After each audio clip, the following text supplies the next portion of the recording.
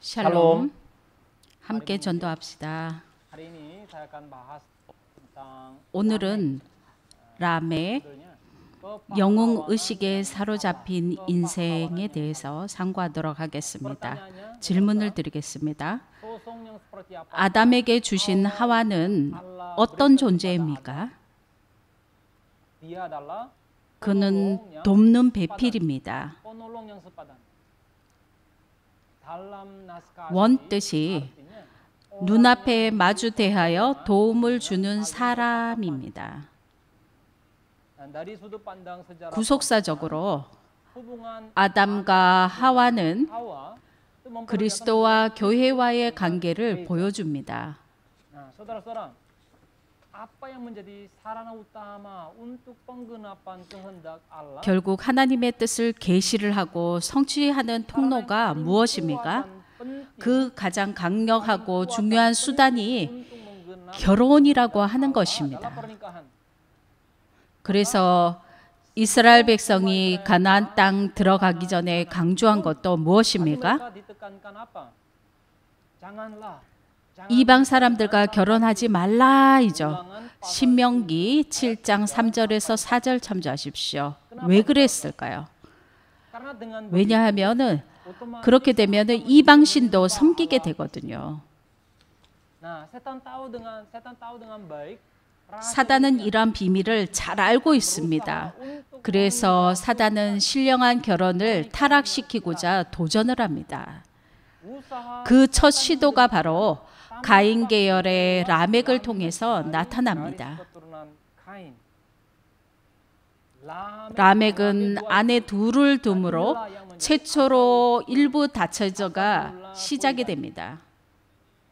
창세기 4장 19절 말씀. 라멕이 두 아내를 취하였으니 하나의 이름은 아다요 하나의 이름은 실라며라고 말씀합니다.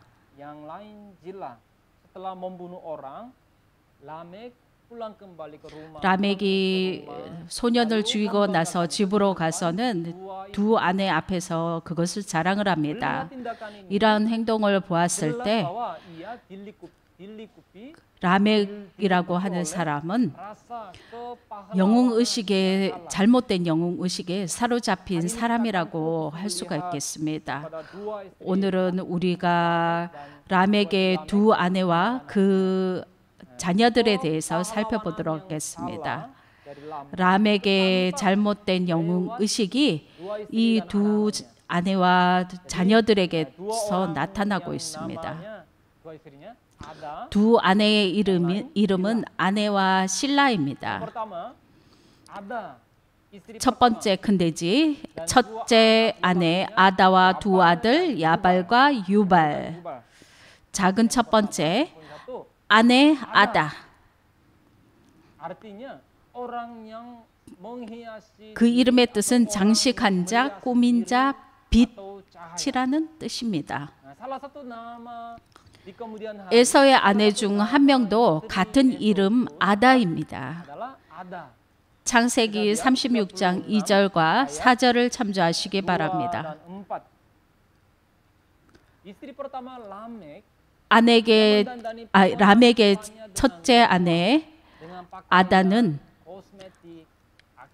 옷이나 화장품, 액세서리, 집, 차 같은 것으로 화려하게 거치장을 하는 여인입니다. 하루의 시간과 정신을 몸단장하는 데 쏟았을 것입니다. 아마 아다는 이런 말을 들었을 때 아주 예민했을 겁니다. 예를 들면 예뻐졌네. 오, 살쪘다. 와, 화장 잘 받았네. 오, 부었다.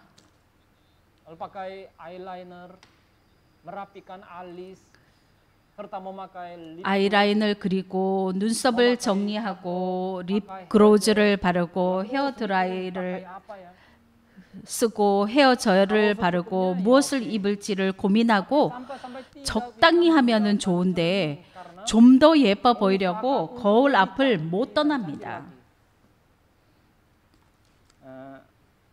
katanya 90,5% mahasiswa 한국 대학생들의 95%가 외모 때문에 좀 자신감 없어 한다라고 합니다. 뉴키즘이라고 하죠. 모든 것을 외모로 겉모습으로 판단하는 것을 말합니다. 라멕의 첫 번째 아내 아다는 거울 앞을 못 떠납니다. 그리고 더 예뻐 보이려고 하는 거예요. 그런데 성도들은 거울 앞에서 많은 시간을 보낼 필요가 없습니다. 성도는 세상이라는 거울 앞에서보다는 어디에다가 시간을 더 써야 합니까? 말씀이라고 하는 거울 앞에서 쓰는 시간이 많아져야 합니다.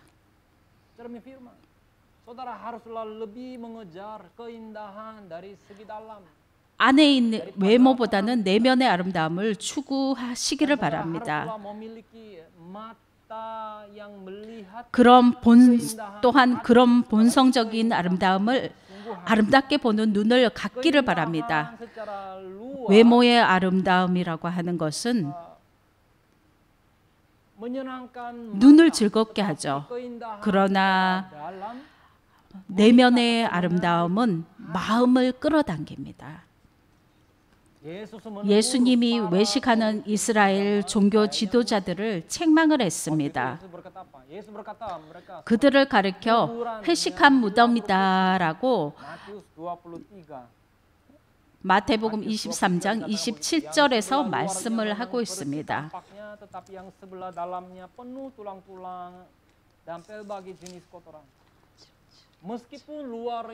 화 있을 진저 외식하는 서기관들과 바리새인이여 회칠한 무덤과 같으니 겉으로는 아름답게 보이나 그 안에는 죽은 사람의 뼈와 모든 더러운 것이 가득하도다라고 말씀합니다. 겉은 아름답게 색칠했지만 속은 썩었다라고 말씀합니다. 겉보다 본성적인 아름다움을 간직하는 여러분들이 되시길 바랍니다. 작은 두 번째로, 첫 번째 큰 돼지의 작은 두 번째로 야발입니다. 그 뜻은 이끌다, 옮기다, 축축한 데를 찾아가다라는 뜻입니다. 이끌다, 양 같은 것을 이끌죠. 이끌다, 옮기다, 축축한 데를 찾아가다입니다. 창세기 4장 20절에서 21절 말씀을 보면 야단은 야발을 낳았으니 그는 장막에 거하여 육축 치는 자의 조상이 되었고 그 아우의 이름은 유발이니 그는 수금과 퉁소를 잡는 모든 자의 조상이 되었으며 라고 말씀합니다. 이 구절은 각종 문명의 뿌리를 보여주고 있습니다. 여기 조상이 되었고라고 하는 부분은 그 분야의 창시자가 된다라는 것입니다. 가인이 죽인 동생 아벨도 가축을 길렀던 사람이었죠.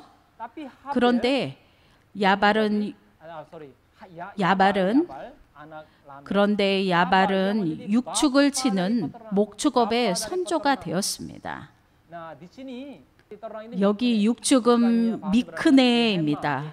베헤마가 아니라 미크네입니다. 이것은 사고 팔 수 있는 가축을 말합니다. 히브리어로 촌이라고도 하는데 작은 가축 그런 것을 말하는데 베일은 야생동물을 말합니다. 그러한 것이 아니에요. 미크네라고 사용을 하고 있습니다. 이것은 육축이라고 해서 사고 팔 수 있는 가축을 말하는 것입니다. 사고 팔다라고 하는 말이 있죠. 이 미크네의 어원은 카나라고 하는데 이것은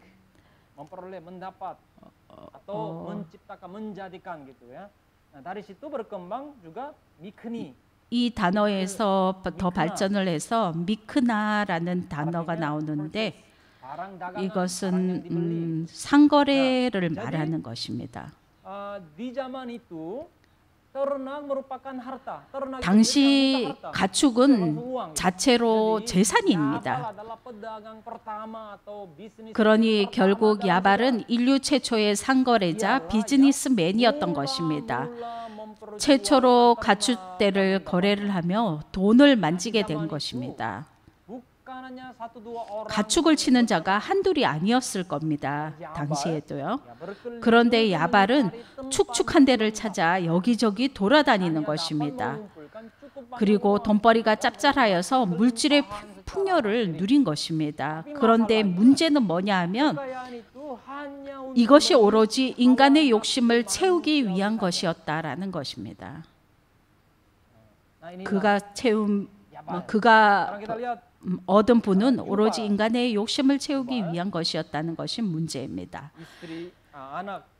작은 세 번째로 유발입니다. 첫 번째 아내에게서 낳은 둘째 아들은 유발입니다. 작은 세 번째 유발, 소식, 음악이란 뜻입니다. 수금과 퉁소, 하프, 이것은 현악기죠.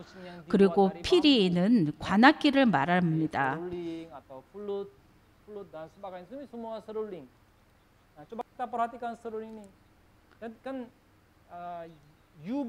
이 유발은 손재주가 좋습니다. 음악적 감각이 뛰어나서 악기도 잘 만들고 연주도 잘합니다.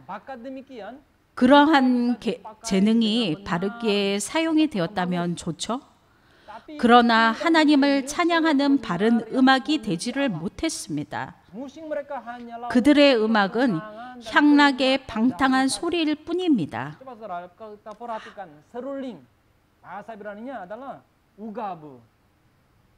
퉁소라고 하는 것은 히브리어로 우가브라고 하는데 어그는 아가브입니다. 그것은 관능적인 사랑에 빠지다라는 뜻을 가지고 있습니다. 여기에서 아가바, 에고보, 가늠하다 이런 뜻으로도 발전을 합니다. 유발은 예능의 시조, 유흥이나 오락, 엔터테인먼트의 대가가 된 것입니다. 수많은 사람들을 즐겁게 하는 문화 활동의 창시자입니다. 그러나 그의 음악은 육체적인 쾌락과 향락을 위한 것이었습니다. 한번 생각을 해보세요. 셋 계열 구대손 라멕의 입에서는 고뇌에 찬 고백이 나왔습니다. 셋 계열의 구대손 라멕입니다. 그의 입에서 고뇌에 찬 고백이 나왔죠. 우리가 저주받는 땅에서 수고로 일한다라고 말하고 있습니다. 창세기 5장 29절을 참조하시기 바랍니다. 그 원인을 인간 타락으로 깨닫고 메시아를 대망을 했습니다. 세 계열의 라멕입니다. 타락과 저주라는 단어가 창세기 5장 29절에 나타나고 있죠. 반면에 가인 계열의 라멕의 아들 유발은 어떻습니까? 고뇌하는 인간들을 위로하기 위해서 온갖 유흥을 만듭니다. 오늘날로 말하자면 미국 영화 산업의 중심지 헐리우드 혹은 세계적인 인기를 얻는 유행 음악 K-팝이라던가 한류 열풍은 영화, 패션, 화장품, 음식, 관광 이런 것에 그리고 기타 등등에 이르기까지 하죠. 제가 말하는 뜻은 그런 것이 나쁘다라는 것이 아닙니다. 그러한 것들이 하나님의 영광을 위해서 사용이 되어야 한다라고 하는 것입니다. 이사야 5장 12절을 참조하시기 바랍니다.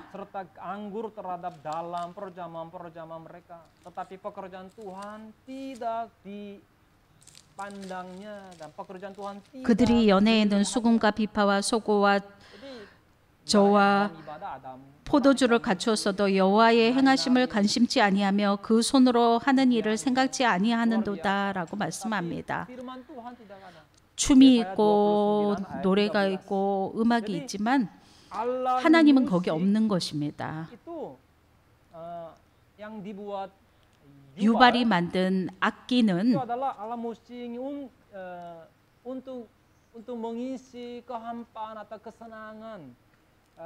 자신들의 허물을 하나님을 떠난 자신들의 허물을 채우고 자신들의 즐거움을 위한 것이었습니다.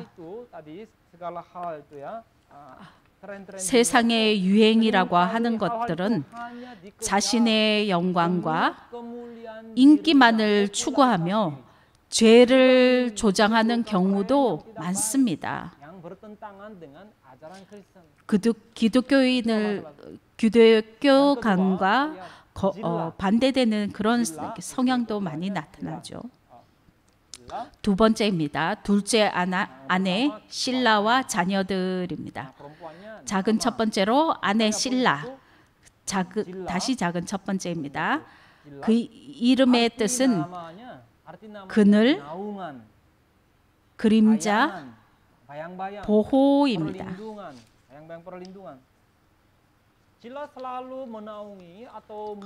실라는 그늘 져서 어딘가 음침하고 본성이 음흉한 여자입니다. 그녀는 엉뚱한 욕심을 품고 분수에 넘치는 짓을 하려고 합니다.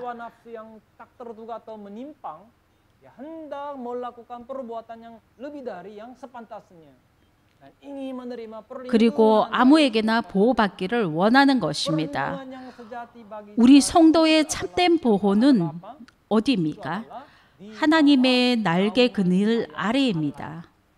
시편 121편 5절 말씀을 보면 여호와는 너를 지키시는 자라 여호와께서 네 우편에서 네 그늘이 되시나니라고 말씀합니다. 시편 91편 1절 지존자의 은밀한 곳에 거하는 자는 전능하신 자의 그늘 아래 거하리로다라고 말씀합니다.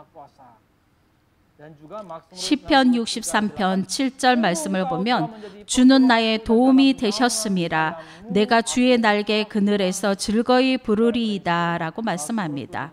시편 17편 8절 그리고 36편 7절 그리고 57편 1절 말씀 참조하시기 바랍니다. 이 외에도 또 다른 뜻은 작은 두 번째로 딸랑딸랑 울리다입니다. 이 실라는 히브리어 찰찰에서 유래를 해서 딸랑딸랑 울리다라는 뜻입니다. 종이 딸랑딸랑 울리다라고 하는 뜻입니다. 이것은 이성을 향해서 달콤한 음성을 가리키는 것입니다. 이성을 향한 달콤한 음성, 이것을 가리킵니다.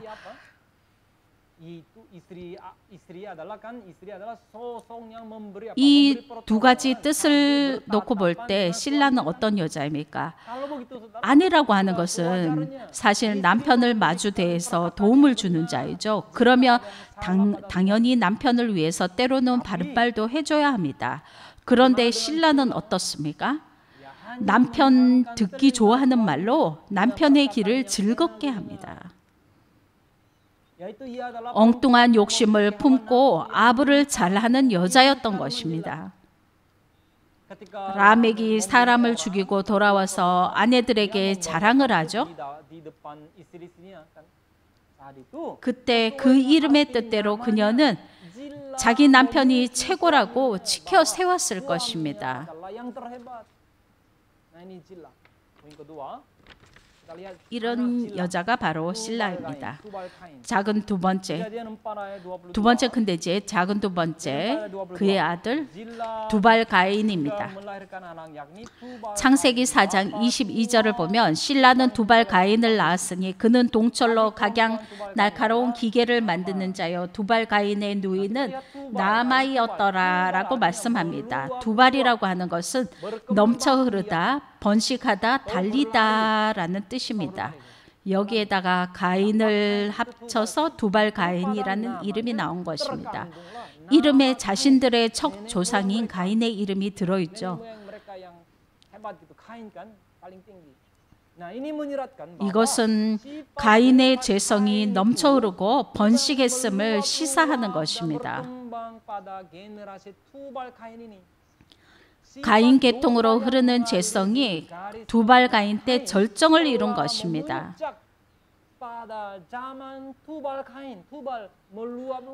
두발 가인에게서 가인의 재능이 꽃피우게 된 것입니다.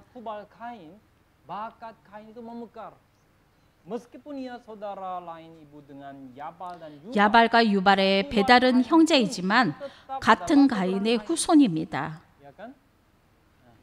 그는 각양 철 연장이나 철 기구를 날카롭게 만드는 자가 되었습니다.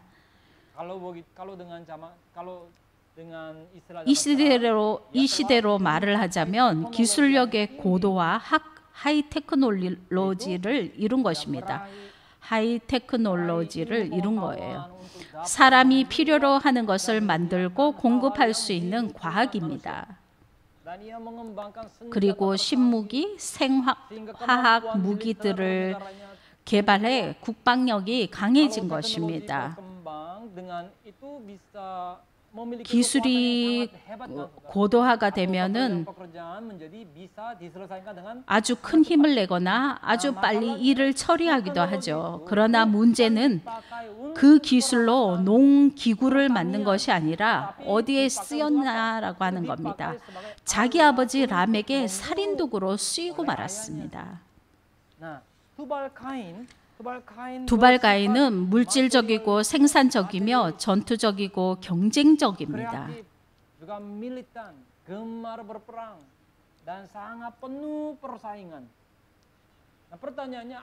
질문 드리겠습니다. 가인이 애녹성을 쌓은 것은 어떤 의도였습니까? 하나님의 간섭으로부터 독립하겠다라는 것이죠. 결국 에녹은 인본주의적 성공을 위해서 바쳐지게 됩니다. 그러한 불신앙이 절정에 이른 것이 바로 라멕 때입니다.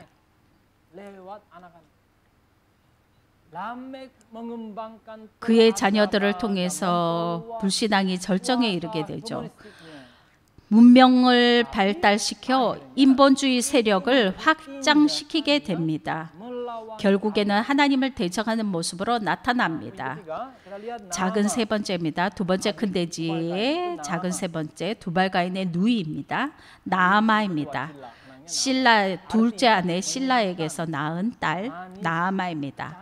그 뜻은 유쾌하다, 달콤하다, 유난히 아름답다에서 유래를 했습니다.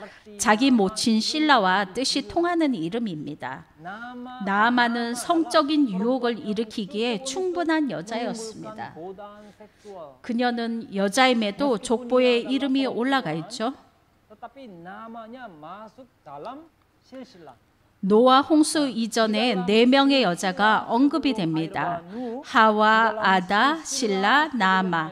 그 4명의 여인 중 하나입니다.